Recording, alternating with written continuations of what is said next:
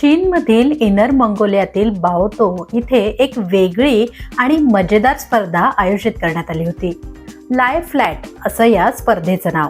याला आपण आळशीपणाची स्पर्धा असंही म्हणू शकतो. एका मोठ्या शॉपिंग सेंटरमध्ये गाद्यांवर झोपून 240 जणांनी या स्पर्धेत सहभाग घेतला. आयोजकांनी स्पर्धकांना गाद्या पुरवल्या होत्या. झोपताना मोबाईल वापरणं, पुस्तक वाचणं, लोळणं, जेवण याला परवानगी होती, पण बसायला, उभं राहायला किंवा गादीवरून उठून कुठेही जायला परवानगी नव्हती. स्पर्धकांनी स्वतःचं ब्लँकेट, पुस्तक, पॉवर बँक आणि अन्नही आणलं होतं, जेणेकरून झोपलेल्या जागेवरून उठण्याची गरज भासणार नाही.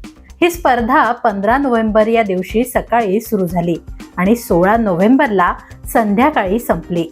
शेवटी या स्पर्धेत 240 पैकी 54 जण शिल्लक राहिले.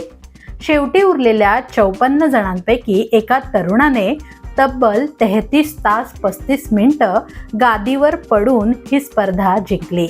या माणसाला जगातील सगळ्यात आळशी माणूस घोषित करण्यात आलं. त्याला 3000 चीनी युआनचं बक्षीस देण्यात आलं.